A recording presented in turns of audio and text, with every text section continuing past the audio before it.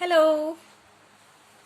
Yes, I'm back again with the next chapter, which is Everything I Need to Know I Learned in the Forest. And this is by Vandana Shiva. I am not sure, recently we did have this WhatsApp message and a video by this lady, Vandana Shiva, who is an environmentalist, and she is an internationally renowned activist for biodiversity and against corporate globalization.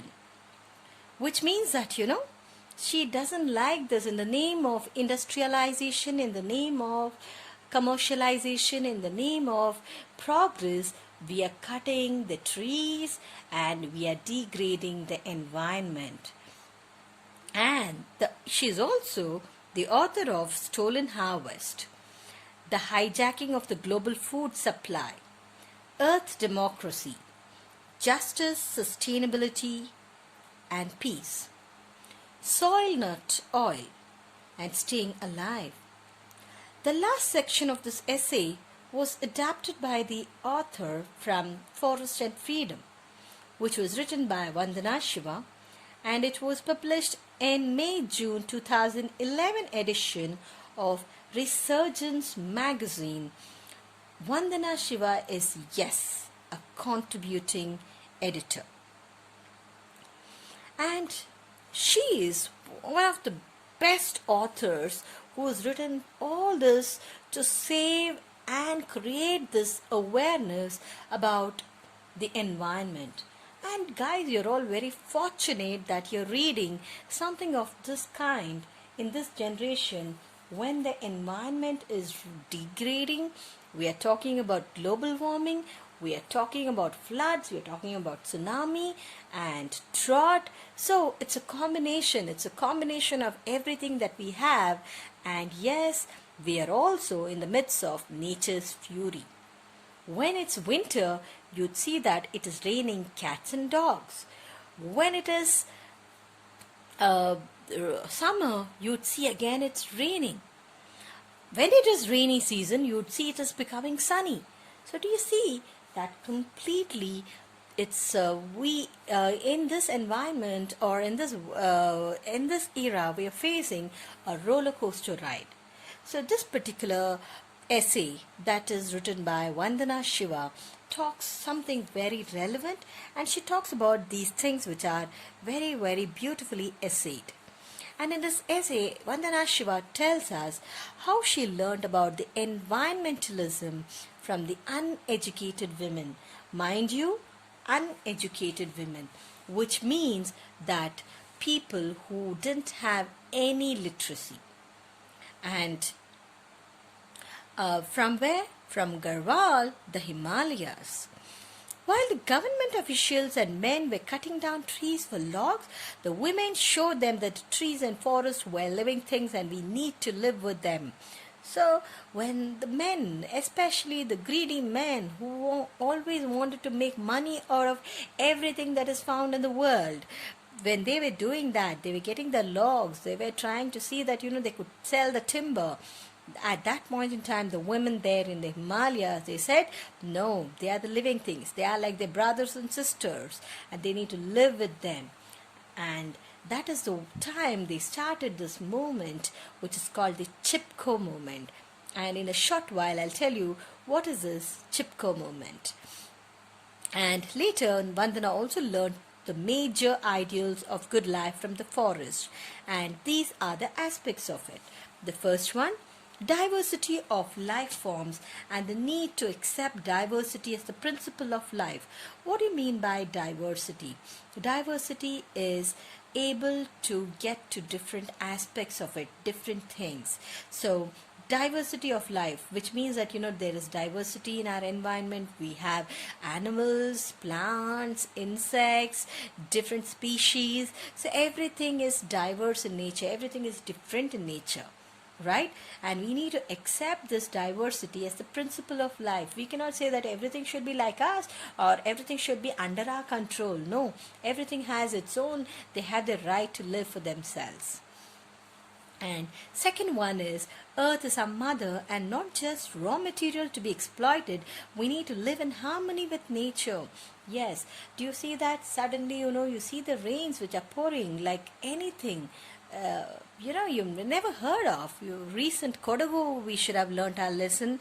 The Kerala floods, we should have learnt our lessons. No, but we have still not learnt our lessons. We're still continuously cutting down and felling trees, which is not a great sign.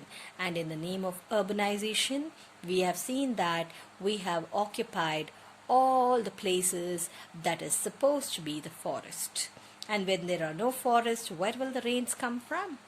Isn't it? So that is the second point. Third, earth democracy. Interesting, isn't it?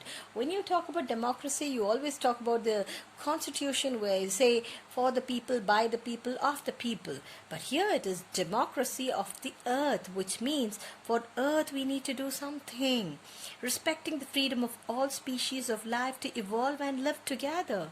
And I'm sure the recent pandemic has opened our eyes, right? One country did something and the whole world is paying for it, isn't it? And there's also a saying that somebody ate something in China and the whole world, they're washing their hands, isn't it?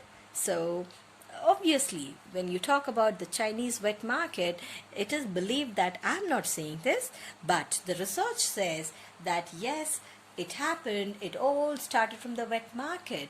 And the wet market is a hub for all kinds of species from across the globe, from across the continents. If you take two different animals or three different animals from different continents and put them in one place, what would happen? So, end of the day, anyway, that's not the point that I'm discussing over here. The point that I'm saying is, yes, we need to respect our environment and we need to respect our earth, our mother earth, and let her be the way she is. And we need to see that, we are able to adapt to the living conditions. And the next one is the Indian tradition to ecology as recognized by Tagore. The culture of the forest is a true Indian culture. So relevant. So the culture of the forest is a true Indian culture is, now if you look at it, everybody is going back to the good old days. If you look at it, we have started taking the decoction. You remember the kashaya, the famous kashaya the grandmothers used to make?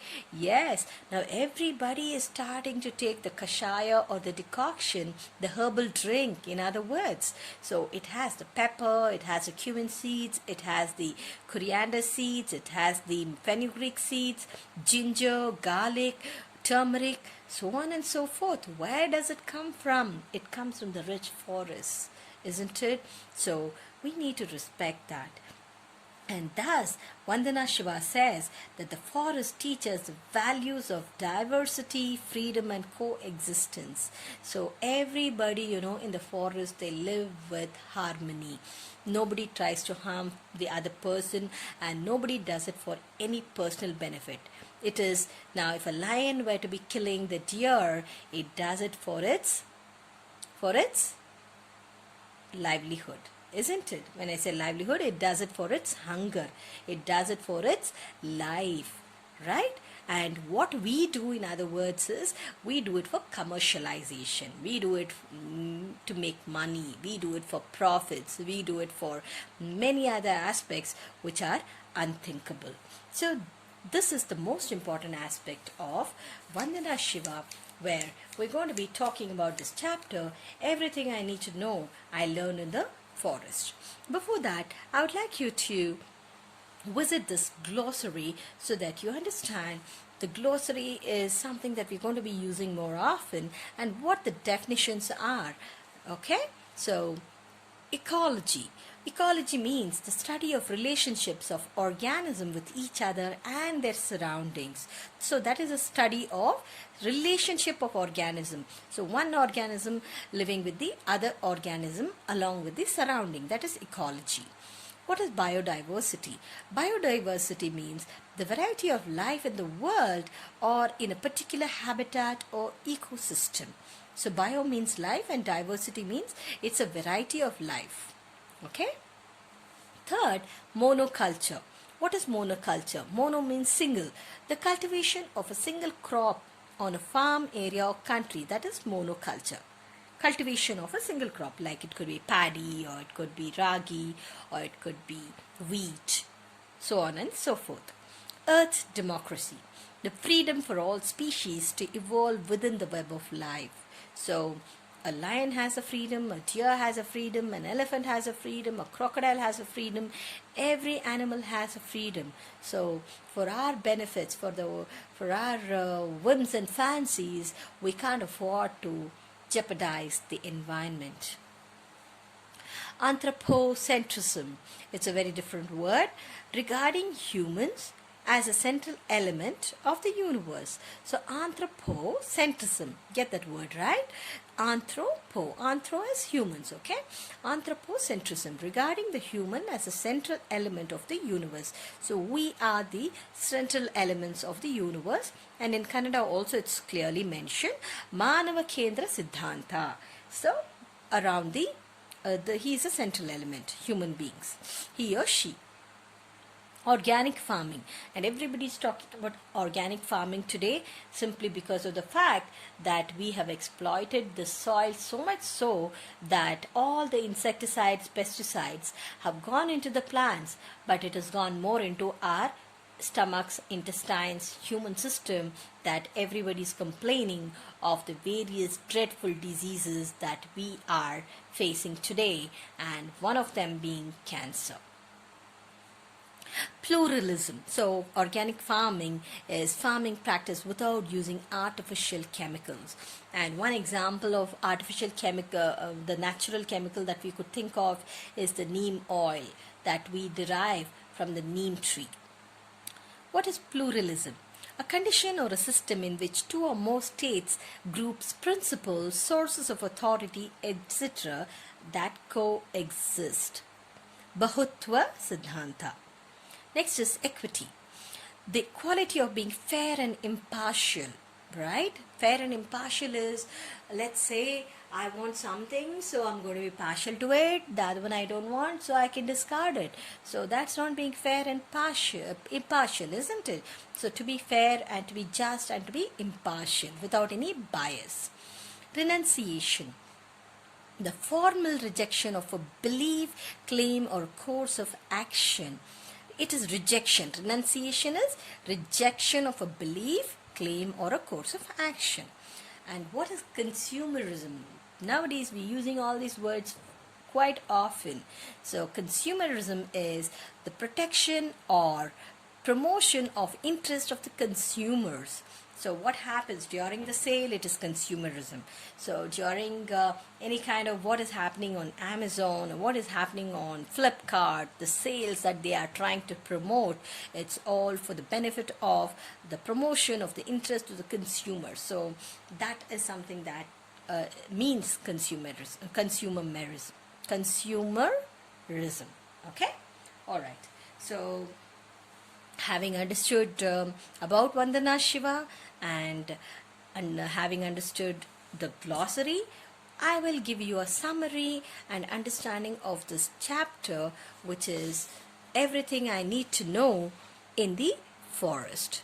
Okay, this is our lady Vandana Shiva that I am talking about. You can also do a Google of this lady so that you can see the latest updates and latest videos, and with the what passion she is doing it year after year, every day she's doing it, is something which is inspiring, and I'm sure we all need to do a bit of it.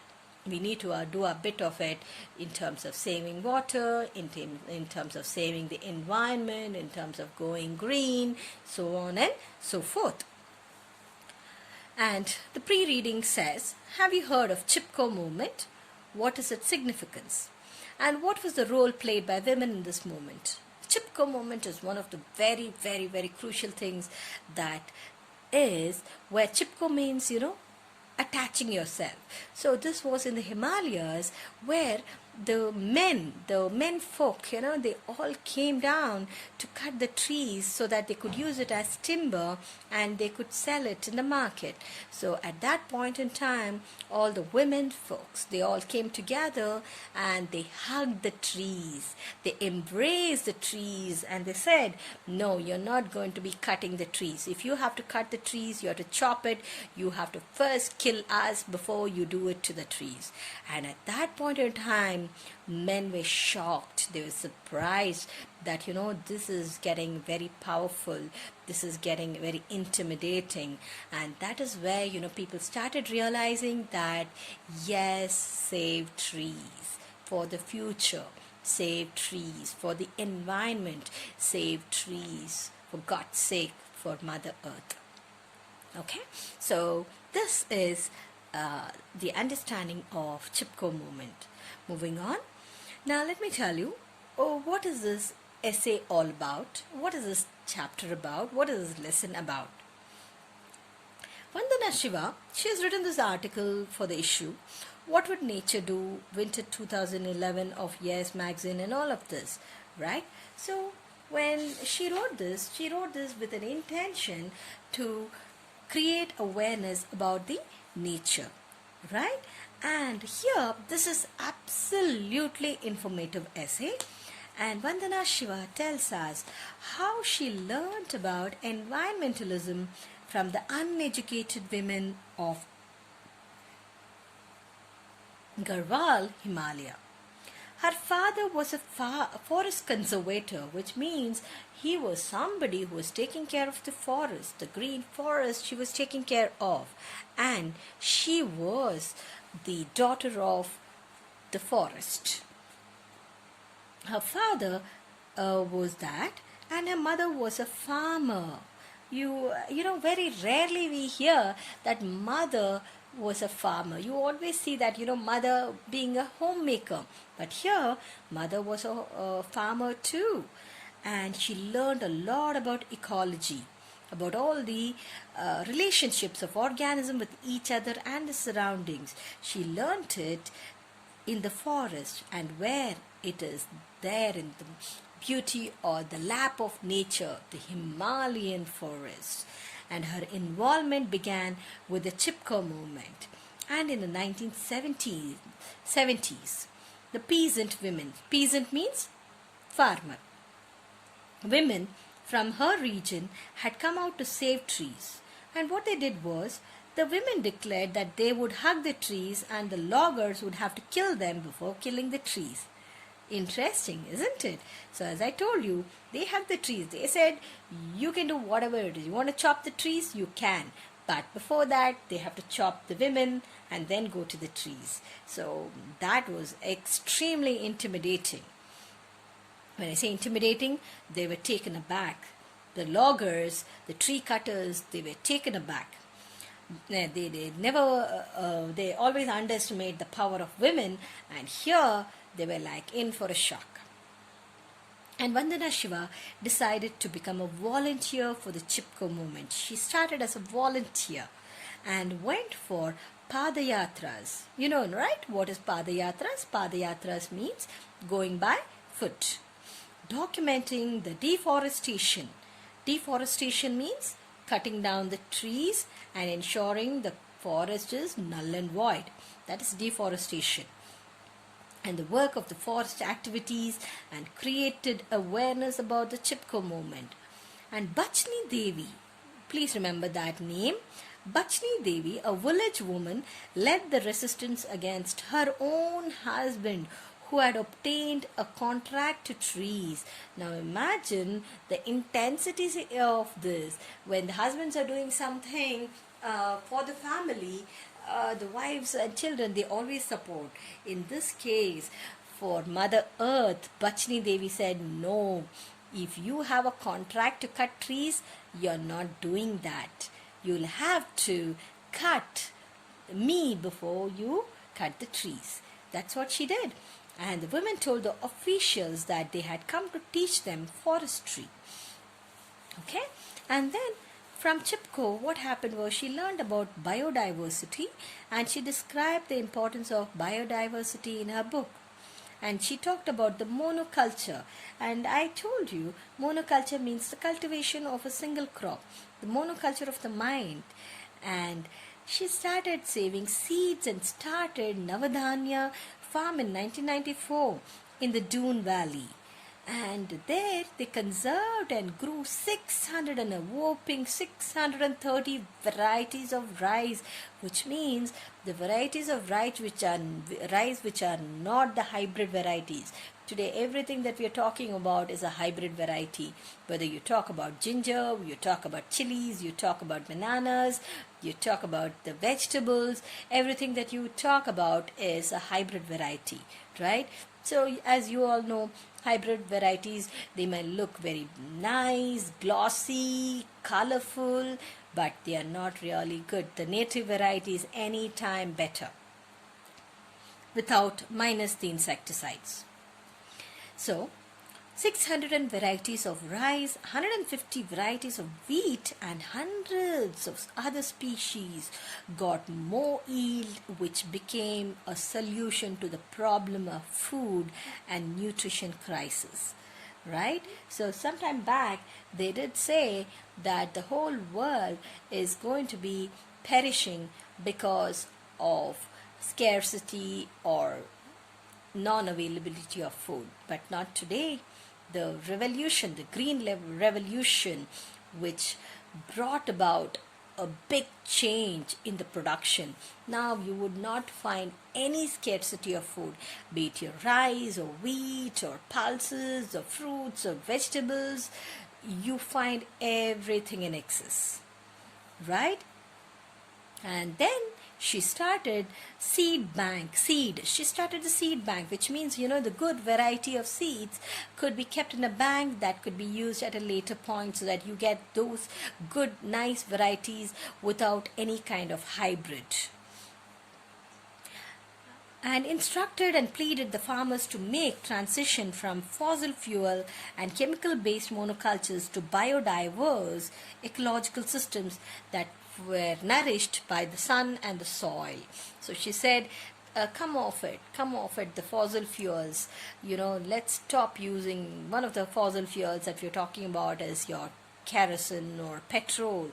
So let's come out of it, and then let's start using chemical based stop using chemical based monocultures, and let's start using that which is environment friendly, that which is sustainable, and that which can make the soil purer and clearer of all the insecticide and pesticides that we've been using over the last 30-40 years. And then the United Nations General Assembly organized a conference on harmony with nature as part of the Earth Day celebration. And during that time, it was significant to note that Ecuador had recognized the rights of nature in its constitution.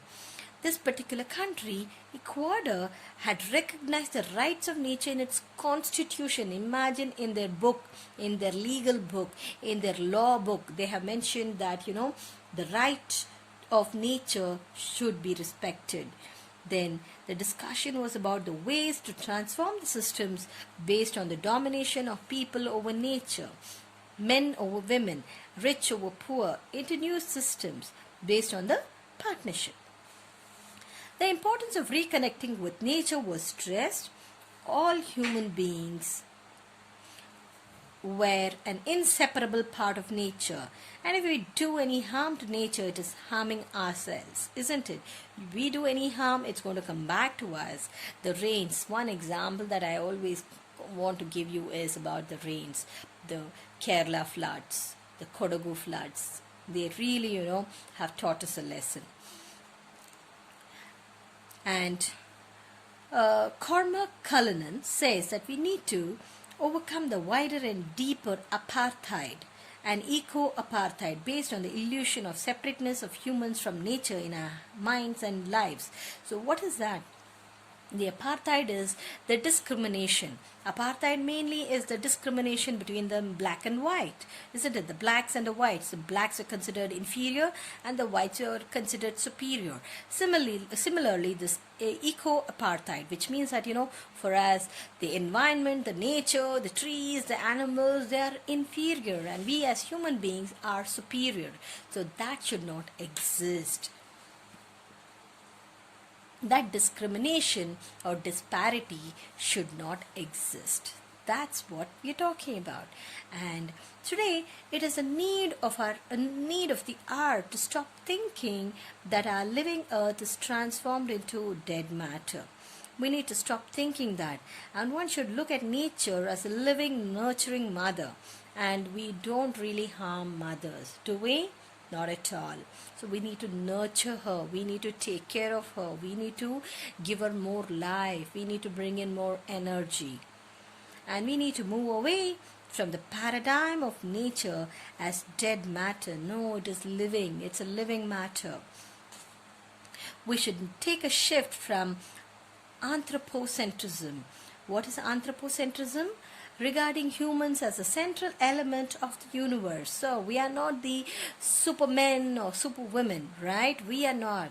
So we should stop thinking that we are superior human beings and we have a control of everything on earth. We just need to stop thinking and start nurturing nature. To ecocentrism. So it's a very beautiful concept, a paradigm shift from anthropocentrism to ecocentrism, which means we respect the ecology, the environment, the surroundings, the organisms, the animals, the trees, everything. And we need to recognize, protect, respect the rights of other species as well. So that's something that we need to start learning and respecting sooner the better. Yes, there are a lot of organizations which have started, there are a lot of people who have started, a lot of NGOs which have started, but that's too little for the damage that we have already caused. And Tagore in his essay has also made a mention about Tapovan, which speaks of the forest as a source of regeneration and the source of India's best ideas. And the peace of the forest has helped the intellectual evolution of man.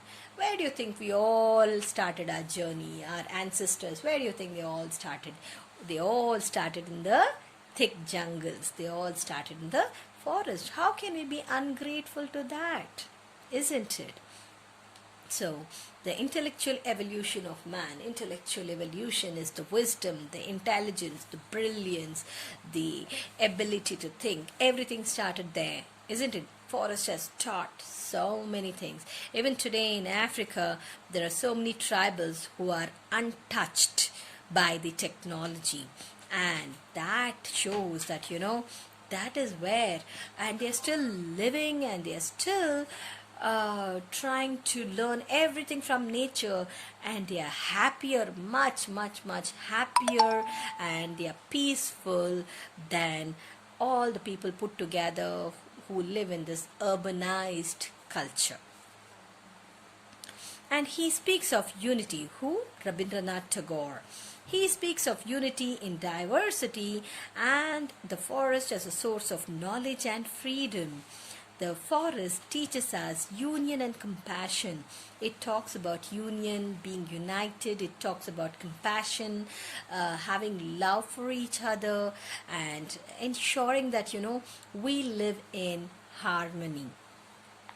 And we need to enjoy the gifts of nature without exploitation and accumulation. Very important terms. Exploitation is exploitation of the resources, exploitation of the trees, exploitation of the animals, exploitation of the soil, exploitation of the land, everything. So we need to stop that. And accumulation. So exploitation is, the next step is accumulation. We start hoarding everything, be it the timber, be it the herbs, be it the animals. The pandemic is a great example, right? So that is accumulation. In other terms, getting animals from across the globe, from different continents, and put them in one place. And what would happen?